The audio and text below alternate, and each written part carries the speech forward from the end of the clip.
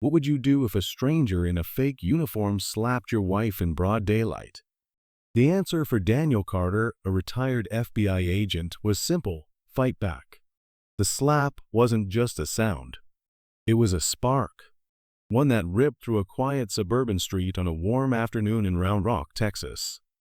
Neighbors watering their lawns froze mid-motion. Kids dropped their bikes on the sidewalk. Even the hum of a passing car seemed to stop, as if the whole world was stunned. The man who delivered it, Trevor Langley, dressed in a knockoff HOA security polo, stood over Monica Carter, her hand pressed to her cheek, her face flushed with pain and fury. She had done nothing but trim her rose bushes. Trevor didn't realize that Monica's husband, Daniel Carter, was standing steps away.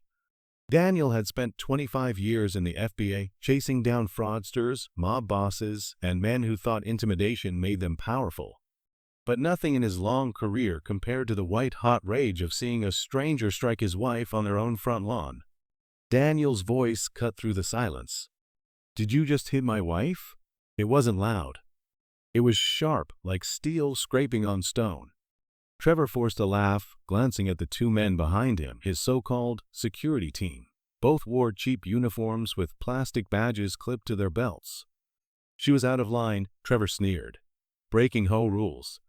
Someone's got to enforce them." "Enforce?" Daniel stepped closer, his eyes never leaving Trevor's. "You think this is enforcement?" Mrs. Reynolds whispered across the street to her husband. "I knew this was coming. They've been pushing everyone around for weeks." But before Daniel could act, Monica spoke, her voice trembling but firm. "Daniel, don't." She wasn't begging him to stay out. She was warning him. She knew what her husband was capable of. Trevor smirked, mistaking her words for fear. "You people don't get it," he said. "We run this neighborhood now. You break the rules, there are consequences." Daniel tilted his head slightly. "Consequences? For hitting my wife?" His lips curved into something that wasn't quite a smile. "You're about to learn what consequences really mean." In a blur of motion, Daniel moved. 1 second, Trevor was sneering. The next, his arm was twisted behind his back, his knees buckling. The two imposters rushed forward, but Daniel was ready. The first man lunged, Daniel stepped aside and drove his elbow into the man's ribs. He crumpled onto the grass, gasping. The second swung wildly. Daniel caught his wrist, twisted hard, and sent him sprawling onto the pavement. Gasps rippled through the gathering crowd. Some neighbors clapped their hands over their mouths. Others whispered prayers. They had watched these fake enforcers strut around like they owned the place for months. No one had dared stand up to them. Until now. Trevor groaned as Daniel pressed him face first into the dirt. "You're finished," Daniel muttered in his ear. "You're never putting your hands on her or anyone else again." A teenager across the street pulled out his phone, recording. "Yo, this is crazy," he whispered, capturing the moment that would soon spread like wildfire. And in the center of it all stood Monica. Her cheeks stung, her pulse raced, but her eyes filled with pride. She had seen her husband in action before, interrogating suspects, chasing down leads, but never like this. This wasn't an investigation. This was personal. Then came the sound that shifted everything again. Sirens. Faint at first, then louder, closing in. Someone had called the police. The imposters froze. The neighbors whispered louder. And Daniel Carter tightened his grip, prepared for whatever came next. But the story didn't start with a slap. It started weeks earlier, when the Carters moved into Round Rock, searching for peace after decades of FBI life. Daniel wanted mornings that smelled of coffee and fresh grass, not stakeouts and crime scenes. Monica wanted a neighborhood where roses, not fear, grew in the front yard. At first, Round Rock looked perfect. Wide streets, tidy lawns, neighbors waving as they walked their dogs. Their corner lot house came with a porch swing, which Monica immediately claimed as her spot for evening tea. On the first night, she whispered, "Feels like we can finally breathe here." Daniel kissed her forehead. "Yeah," he said softly, "maybe we can. But peace is fragile, and it doesn't take much to break it." At first, everything in Round Rock seemed idyllic. Neighbors smiled, kids laughed in the park, and Monica's roses bloomed brighter than ever. But peace has a way of hiding cracks. And Daniel Carter had trained his entire career to see what others missed. The first sign came one Sunday morning. Daniel was jogging back from the trail when he spotted three men in matching uniforms, navy polo shirts with HOA security stitched in white across the chest. They weren't police, not even close, but they carried themselves like they were in charge. One scribbled notes on a clipboard while lecturing a young couple about their recycling bins being left out too early. Another hovered by a parked car, measuring how close it was to the curb. Daniel slowed, watching from across the street. His instincts screamed. Their posture was wrong. Their tone was hostile. Their authority felt staged. That night at dinner, he told Monica, "They're calling themselves security, but I don't buy it. Feels like a power trip." Monica frowned. "You think the HOA really hired them?" "Maybe, but they don't look trained. More like guys who ordered uniforms off the internet." She tried to laugh it off. "This isn't work anymore, Daniel. We moved here for peace." Daniel pushed his plate back. His jaw tightened. Peace doesn't last if you let people like that run unchecked. Saturday afternoon was heavy with heat. The kind of sticky Texas air that clung to your skin and made every sound sharper. Monica Carter put on her gardening gloves and stepped outside to trim the rose bushes by the walkway. Gardening steadied her nerves, a little slice of peace in a neighborhood that hadn't felt peaceful in weeks. But a shadow fell across the grass as shears clipped through the stems. She looked up. Trevor Langley. Two of his imposters lingered near the sidewalk, arms crossed like muscle. "Afternoon, Mrs. Carter," Trevor drawled, his clipboard tucked under one arm like a badge. "Looks like we've got a problem here." Monica straightened slowly, brushing dirt from her gloves. "What kind of problem?" "Oh, Regulation 12C, Trevor replied, tapping the clipboard. "No landscaping that obstructs a walkway. Your roses are creeping too far out. Someone could get scratched." Monica's brow arched. "Those roses have been here since we moved in. No one's complained, and as far as I know, the HOA doesn't send men like you door to door." Trevor's smile turned predatory. "Times change. We're cracking down. If you don't fix this by tomorrow, there'll be a fine." Monica crossed her arms, standing her ground. "You don't scare me, Trevor. I called the HOA. They said you're not official. You're just pretending." For the first time, Trevor's smirk cracked. His jaw twitched. He stepped closer, lowering his voice to a hiss. "You think you're brave, huh? Talking back. Maybe your husband filled your head with that FBI toughness, but you're not him." Her pulse quickened, but she refused to look away. "And you're not security. You're a bully in a polo shirt." For a second, silence hung thick in the air. Then Trevor's hand lashed out. The crack of his palm against her cheek was sharp, brutal, louder than the cicadas, louder than her gasp. Neighbors froze where they stood. Mrs. Reynolds dropped her garden hose. Carla Park clutched her porch railing. The slap wasn't just violence. It was domination. A message meant to humiliate her in front of everyone. Monica staggered back, hand pressed to her face, but her voice was steady. "You'll regret that." And then came the voice she knew better than her own heartbeat. "Did you just hit my wife?" Daniel Carter had been standing on the porch the entire time, arms folded, watching with razor focus. He had held back, giving Monica the chance to stand her ground. But when Trevor struck her, something in him snapped. Trevor forced a laugh. She was out of line. Somebody had to put her in check. Daniel stepped down the porch, each stride slow, deliberate. "Somebody?" His voice was calm, almost eerily so. "You think you're somebody? You just made the biggest mistake of your life." The two imposters shifted uneasily. One whispered, "Trevor, maybe we should back off." "Shut up," Trevor barked, though his voice cracked. Daniel closed the distance until he was inches away. "You've got two choices," he said coldly. "Apologize to her right now, or I make sure you never touch anyone again." Trevor sneered. "You think you scare me, FBA boy? You're retired. You're nothing now." That was the last straw. Daniel's fist shot forward, slamming into Trevor's jaw. The man stumbled back, hitting the ground hard. Before the others could react, Daniel moved like lightning. The first swung wildly, Daniel blocked, twisted his arm, and flipped him onto the grass. The second lunged, Daniel countered with a sharp strike to the chest that sent him wheezing on the pavement.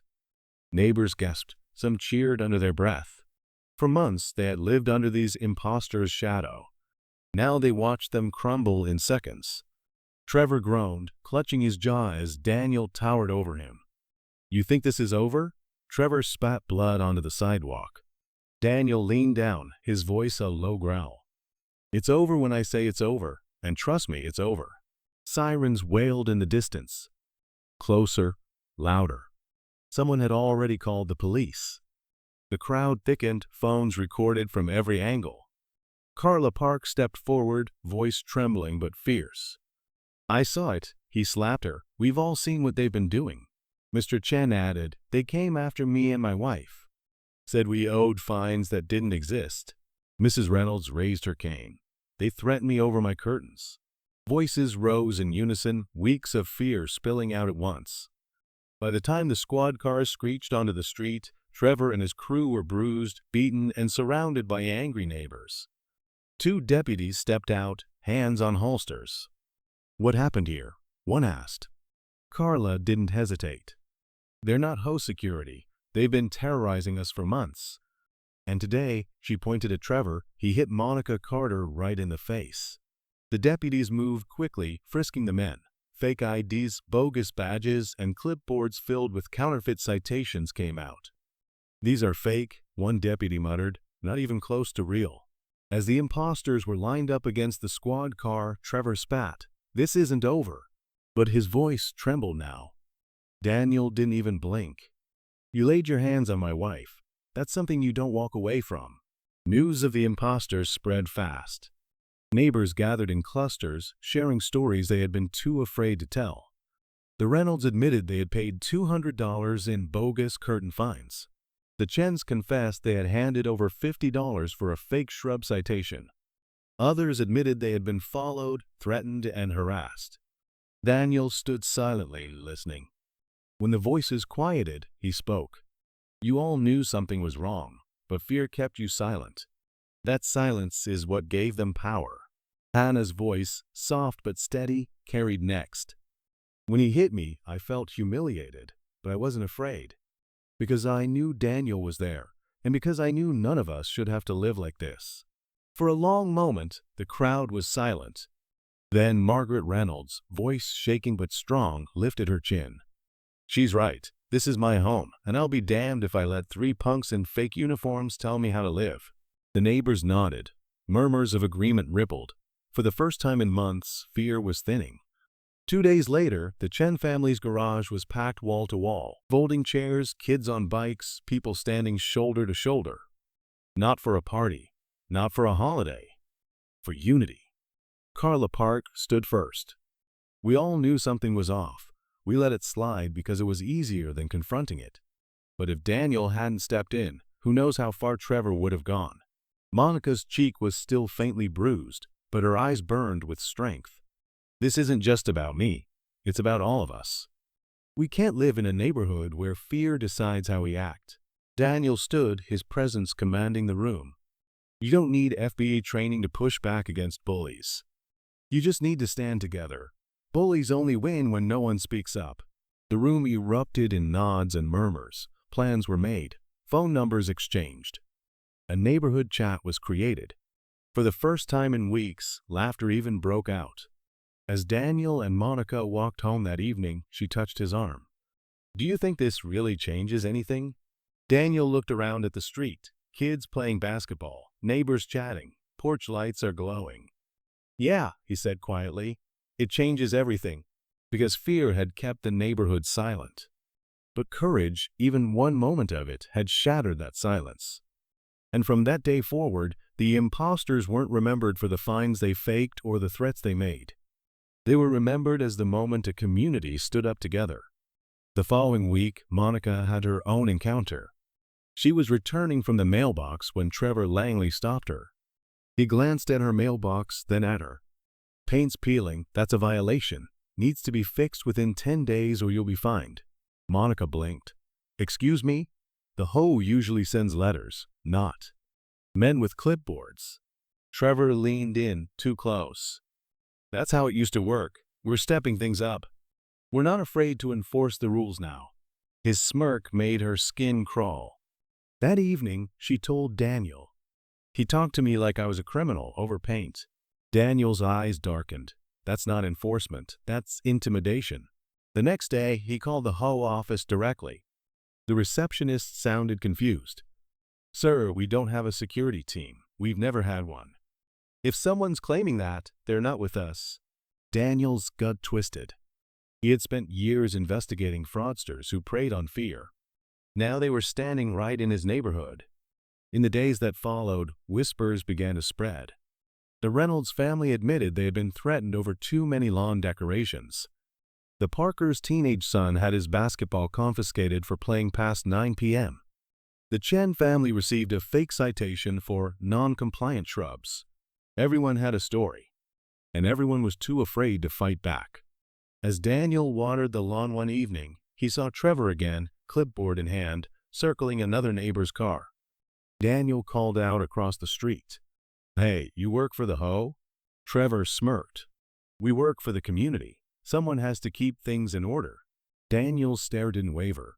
He'd heard mobsters, scam artists, and con men say the same thing. Order, control, authority built on lies. That night, Monica gripped his hand on the porch swing. It feels like they're circling, like they're waiting for someone to push back. Daniel squeezed back. Let them circle. They have no idea who they're dealing with. But deep down, Monica knew how far her husband would go. The neighborhood's fear thickened. Carla Park came by one Saturday, her voice low. They told me to hide my kids' bikes inside or we'd be fined. When I asked for the rule in writing, one of them leaned in and said, "Don't test us." Daniel leaned forward, elbows on his knees. They've been pushing everyone around because you're scared. That's how bullies win. Carla's eyes dropped. We don't have your training, we're just regular people. Daniel softened his voice. You don't need FBI training to tell the truth. You just need to stand together. But Carla's expression carried the same weight Daniel saw all over the street, silence born of fear. By the third week, the intimidation grew bolder. Fake warnings taped to mailboxes. Neighbors followed during evening walks. Men in fake uniforms lingering outside fences, jotting violations. Daniel's patience thinned. He knew what came next. Con men escalated until someone got hurt. And then one evening, it became personal. A car slowed in front of the Carter's home. Trevor's voice carried through the open window. Pretty flowers, Mrs. Carter. Be a shame if someone reported them for blocking the walkway. Laughter echoed as the car sped away. Monica's hand gripped Daniel's arm. Please, don't start something yet. But Daniel's jaw clenched.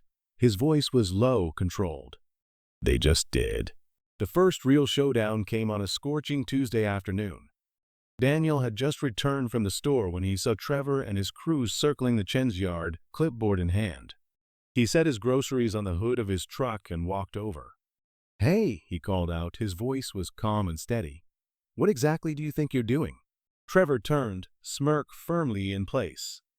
Conducting inspections, standard HOA procedure. You wouldn't understand. Daniel folded his arms. Funny, I called the actual HOA office. They said they don't have a security team. So why don't you explain that? The two men behind Trevor shifted uncomfortably, but Trevor doubled down. We're the ones keeping this place in order. The HOA doesn't have the guts to enforce the rules. We do. Daniel studied him silently, his FBI instincts analyzing every twitch, every slip in tone. The loudest men were often the weakest. You walk around here in cheap uniforms, barking orders like you're cops, Daniel said evenly. But I've worked with real authority, and trust me, you don't have it. Trevor's grin faltered just for a second. Careful, Carter. This isn't the bureau. You don't call the shots here. I don't need to, Daniel replied. His eyes burned with quiet fury. But if you lay a hand on one more neighbor, you'll regret it. The standoff was thick enough to cut. Behind them, the Chens stood frozen on their porch. Trevor leaned closer, lowering his voice. We'll see how tough you are when your wife breaks the rules. Daniel's jaw flexed, but he didn't take the bait. Instead, he raised his voice just enough for the Chens to hear. If anyone gives you trouble again, you come straight to me. Don't let these clowns intimidate you. Trevor's eyes darkened. You just made yourself a target. Daniel didn't flinch, then aimed carefully. That night, Daniel replayed the moment over and over. Her face paled when he told Monica what Trevor had said about her. "He mentioned me?" she whispered. Daniel covered her hand with his. "They're bluffing. Bullies always do, but I won't let them near you." Monica's voice trembled. "This isn't a battlefield, it's our home." Daniel's tone was calm but confident. "It's both now." Days later, the whispers turned into a warning. Carla returned, urgency in her eyes. "Jack, Trevor's bragging. He said he was going to make an example out of someone this week." He mentioned Monica. Daniel's stomach tightened. He exhaled slowly, controlled. "Thank you, Carla. I'll take it from here." That night, while Monica slept, Daniel sat in the dark living room, eyes on the street. Every sound sharpened his senses: a car door, a barking dog, footsteps on the sidewalk. His whisper was almost a vow. "If he lays a finger on her, I won't hold back." Trevor wasn't planning to wait long. The example would come sooner than anyone imagined.